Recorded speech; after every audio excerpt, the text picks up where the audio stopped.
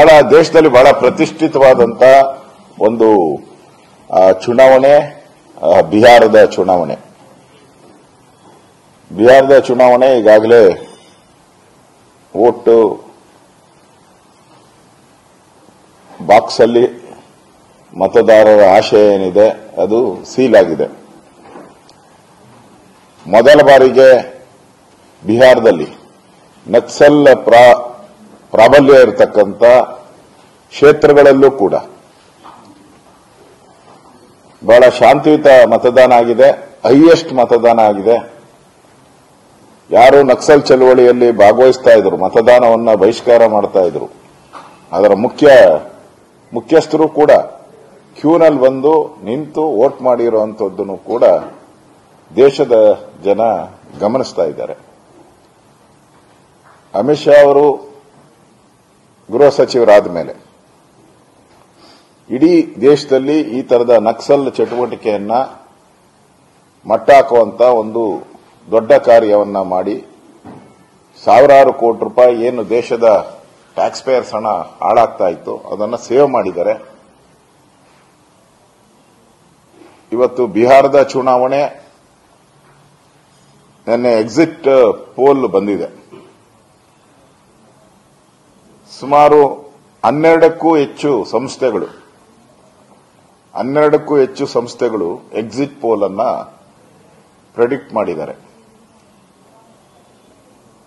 ಎಲ್ಲದರಲ್ಲೂ ಕೂಡ NDA BJP ಮುನ್ನಡೆಯನ್ನ ಸಾಧಿಸಿದೆ. ಎಲ್ಲ ಎಕ್ಸಿಟ್ ಪೋಲ್ಗಳಲ್ಲೂ ಮುನ್ನಡೆಯನ್ನ ಸಾಧಿಸಿದೆ.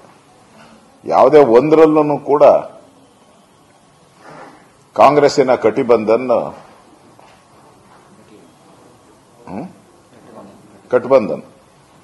ಕಾಂಗ್ರೆಸ್ಸಿನ ಗಠಬಂಧನ್ ಯಾವುದೇ ಎಕ್ಸಿಟ್ ಪೋಲ್ ಅಲ್ಲಿ ಮುಂದೆ ಬಂದಿಲ್ಲ. ನನಗನ್ಸುತ್ತೆ 14ನೇ ತಾರೀಕು ರಾಹುಲ್ ಗಾಂಧಿಯವರ ಫಸ್ಟ್ ರಿಯಾಕ್ಷನ್ ಇದರಲ್ಲಿ ವೋಟ್ ಚೋರಿ ಆಗಿದೆ. ಫಸ್ಟ್ ರಿಯಾಕ್ಷನ್ ಮಧ್ಯಾಹ್ನದ ಮೇಲೆ ರಿಯಾಕ್ಷನ್ ಅವ್ರದ್ದು ಎಲೆಕ್ಟ್ರಾನಿಕ್ ವೋಟಿಂಗ್ ಮಿಷನ್ ಸರಿ ಇಲ್ಲ. ಇದು ಕಾಮನ್ ಆಗಿ ಅವ್ರು ಹೇಳುವಂಥದ್ದು ಮಾಡೇ ಮಾಡ್ತಾರೆ. ಯಾಕಂದ್ರೆ ಈಗಾಗಲೇ ರಾಹುಲ್ ಗಾಂಧಿಯವರು ಕಾಂಗ್ರೆಸ್ಸಿನ ನಾಯಕತ್ವ ತೆಗೆದುಕೊಂಡ್ಮೇಲೆ, ದೇಶದಲ್ಲಿ ರಾಹುಲ್ ಗಾಂಧಿಯವರು ಕಾಂಗ್ರೆಸ್ಸಿನ ನಾಯಕತ್ವ ತೆಗೆದುಕೊಂಡ್ಮೇಲೆ ಸೋಲುಗಳ ಸೆಂಚುರಿ ಬಂದ್ಬಿಟ್ಟಿದ್ದಾರೆ. 92 93 ಇರ್ಬೋದು ಅವ್ರು ಚುನಾವಣೆಗಳು ಫೇಸ್ ಮಾಡಿರೋದು. ಮೋಸ್ಟ್ಲಿ ದೇಶದಲ್ಲಿ ರಾಜ್ಯಗಳ ಚುನಾವಣೆ ಇರ್ಬೋದು, ಪಾರ್ಲಿಮೆಂಟ್ ಚುನಾವಣೆಗಳಿರ್ಬೋದು, ಇದೆಲ್ಲನೂ ಕೂಡ 92 93 ಬಂದಿರ್ಬೋದು. ಎಲ್ಲನೂ ಕೂಡ ಐರನ್ ಲೆಗ್ ತರ ಸೋಲುಗಳನ್ನ ಕಂಡಿದ್ದಾರೆ. ಅವ್ರು ಎಲ್ಲಿ ಕಾಲಿಡ್ತಾರೋ ಅಲ್ಲಿ ಸೋಲು ಗ್ಯಾರಂಟಿ ಅನ್ನೋದು ಜಗಜ್ಜಾಹಿರಾತ ಹೊರಟಿದೆ. ಅದಕ್ಕೆ ಇಂಟು ಕೂಡ ಕೊಡ್ತಾರೆ. ಬಿಹಾರ್ ಚುನಾವಣೆ ನಡೀತಾ ಇದ್ರೆ ಮಧ್ಯಪ್ರದೇಶದ ಕಾಡಲ್ಲಿದ್ರು ಅವರು. ಈಗ ಮೋಸ್ಟ್ಲಿ 14ನೇ ತಾರೀಕಿಂದ ಏನೋ ವಿದೇಶಿ ಪ್ರವಾಸಕ್ಕೆ ಹೋಗ್ತಾ ಇದ್ದಾರಂತೆ, ಟೂರ್. ಅಂದ್ರೆ ಅವರು ರೆಸ್ಪಾನ್ಸಿಬಿಲಿಟಿ ಇರುವಂತ ಒಬ್ಬ ಅಪೋಸಿಷನ್ ಲೀಡರ್ ಆಗಿ ಪಾರ್ಲಿಮೆಂಟ್ ಅಲ್ಲೂ ಕೆಲಸ ಮಾಡ್ತಾ ಇಲ್ಲ. ಪಾರ್ಲಿಮೆಂಟ್ ಅಲ್ಲಿ ಅವರ ಹಾವ ಭಾವ, ದೇವರ ಫೋಟೋಗಳನ್ನು ತೋರಿಸುವಂತದ್ದು,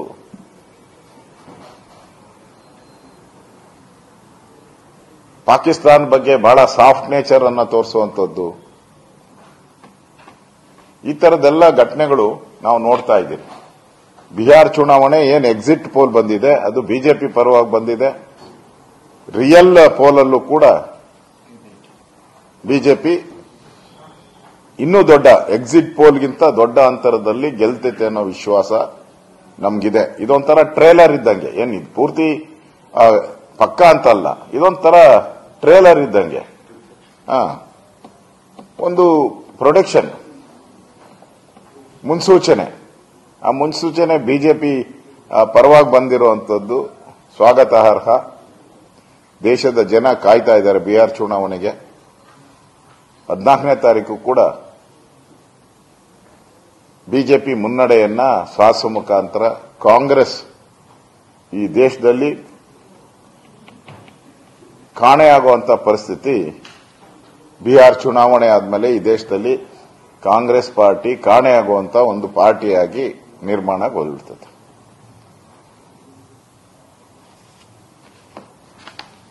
ದೆಹಲಿಯಲ್ಲಿ ಆದಂತ ಘಟನೆ ಏನಿದೆ, ಬಾಂಬ್ ಬ್ಲಾಸ್ಟ್ ಆಗಿರುವಂತದ್ದು, ಈಗಾಗಲೇ ಕೇಂದ್ರ ಸರ್ಕಾರ, ಪ್ರಧಾನಮಂತ್ರಿಗಳು ವಿಶೇಷ ಸಭೆಗಳನ್ನು ಮಾಡಿದ್ದಾರೆ. ಯಾವುದೇ ಟೆರರಿಸ್ಟ್ ಸಂಸ್ಥೆಗಳು ಎಡೆಮುರಿ ಕಟ್ಟುವಂತದಕ್ಕೆ ಆದೇಶಗಳನ್ನು ಮಾಡಿದ್ದಾರೆ. ಕೇಂದ್ರ ಸರ್ಕಾರ ಈಗಾಗಲೇ ಈ ಟೆರರಿಸ್ಟ್ಗಳ ಬಗ್ಗೆ ಮಾಹಿತಿಯನ್ನ ಕಲೆ ಹಾಕಿ ಕ್ರಮಗಳನ್ನು ತೆಗೆದುಕೊಳ್ತಾ ಇದೆ. ಒಂದು ಉದಾಹರಣೆ ಅಂತ ಹೇಳಿದ್ರೆ, ನಾವು ಪರಪ್ಪನ ಅಗ್ರಹಾರ ನಿನ್ನೆ ಜ್ಞಾನೇಂದ್ರ ಅವರು ಪ್ರೆಸ್ ಮೀಟ್ ಮಾಡಿದ್ದಾರೆ. ಪರಪ್ಪನ ಅಗ್ರಹಾರ ಜೈಲಲ್ಲಿ ಮೊಬೈಲು, ಇಂಟರ್ನೆಟ್ ಕನೆಕ್ಟ್ ಮಾಡುವಂತ ವ್ಯವಸ್ಥೆಗಳು ಇವೆಲ್ಲನೂ ಗೊತ್ತಿದ್ರೂ ಕೂಡ ಇನ್ನೂ ನಮ್ಮ ಸರ್ಕಾರ ಇನ್ನೂ ಎಚ್ಚರಗೊಳ್ಳೇ ಇಲ್ಲ.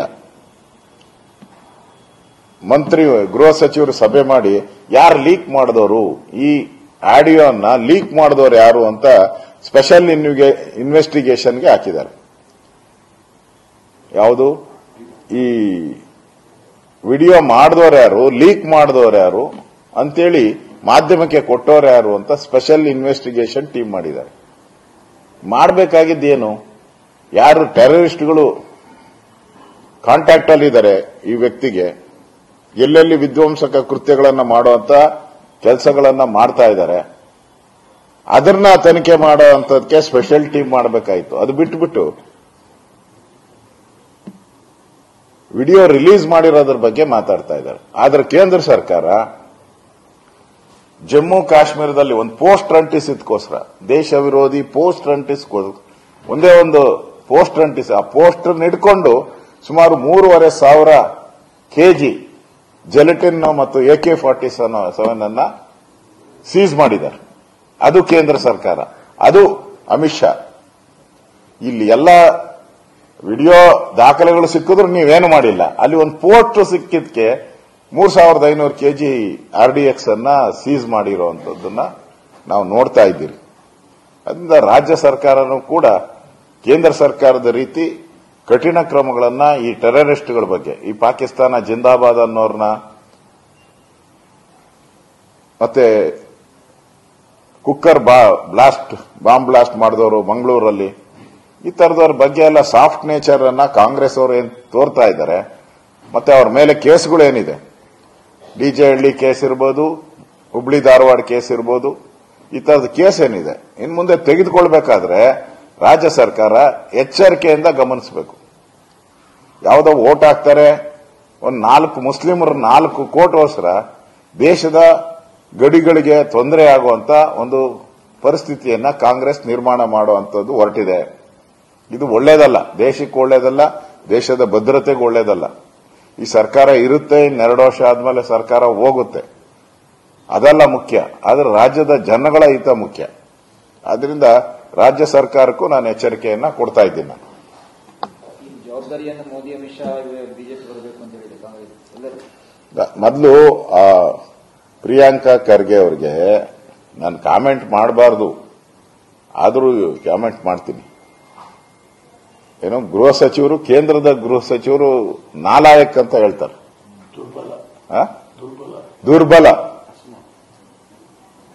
ದುರ್ಬಲ ಅಂತ ಹೇಳ್ತಾರೆ.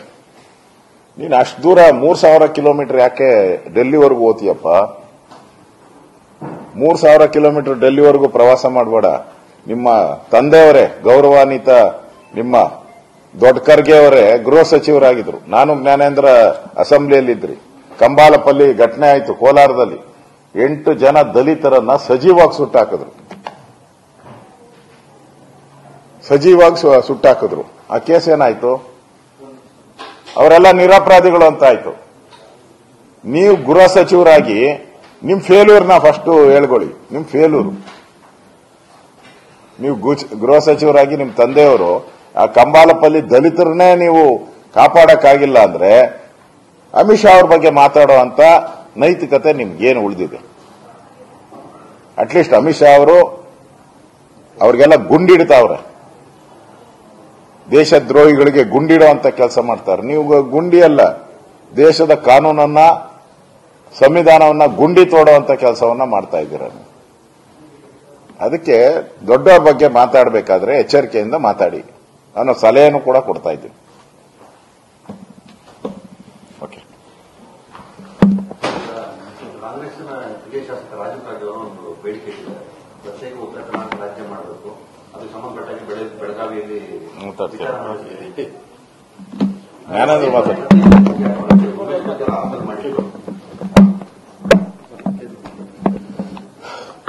ರಾಜ್ಯದಲ್ಲಿ ಈ ಮೆಕ್ಕೆಜೋಳ ಖರೀದಿ ಮಾಡುವಂತ ಒಂದು ವ್ಯವಸ್ಥೆ ಏನಿದೆ ಅದನ್ನ ರಾಜ್ಯ ಸರ್ಕಾರ ಮಾಡ್ತಾ ಇಲ್ಲ.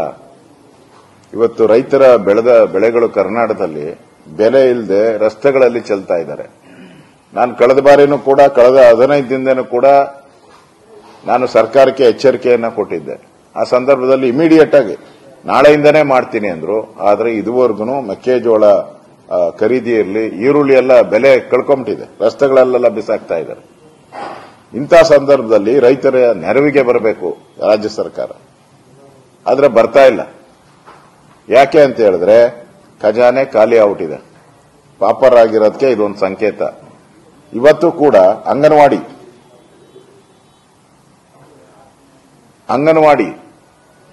ಅಂಗನವಾಡಿಯಲ್ಲಿ ಅಡಿಗೆ ಮಾಡೋರಿಗೆ ರೇಷನ್ ಕೊಡಕ್ಕೆ ದುಡ್ಡಿಲ್ಲ. ಕಳೆದ 6 ತಿಂಗಳಿಂದ ರೇಷನ್ ಕೊಟ್ಟಿಲ್ಲ. 2 ತಿಂಗಳಿಂದ ಬಿಸಿ ಊಟಕ್ಕೆ, 2 ತಿಂಗಳಿಂದ ಆ ಬಿಸಿ ಊಟ ಅಡಿಗೆ ಮಾಡೋರಿಗೆ ಸಂಬಳ ಕೊಟ್ಟಿಲ್ಲ. ಈ ಪರಿಸ್ಥಿತಿ ಇವತ್ತು ರಾಜ್ಯದಲ್ಲಿ ನೋಡ್ತಾ ಇದ್ದೀರಿ. ಅದರಿಂದ ನಾನು ಸರ್ಕಾರಕ್ಕೆ ಆಗ್ರಹ ಮಾಡ್ತೀನಿ, ಕೂಡಲೇ ಖರೀದಿ ಕೇಂದ್ರಗಳನ್ನು ಓಪನ್ ಮಾಡಿ ಅನ್ನೋ ಆಗ್ರಹವನ್ನು ನಾನು ಮಾಡ್ತಾ ಇದ್ದೀನಿ. ಇನ್ನಷ್ಟು ಹೆಚ್ಚಿನ ಮಾಹಿತಿಗಾಗಿ ಫಾಲೋ ಮಾಡಿ ಬ್ರಿಗೇಡ್ ನ್ಯೂಸ್ ಕನ್ನಡ.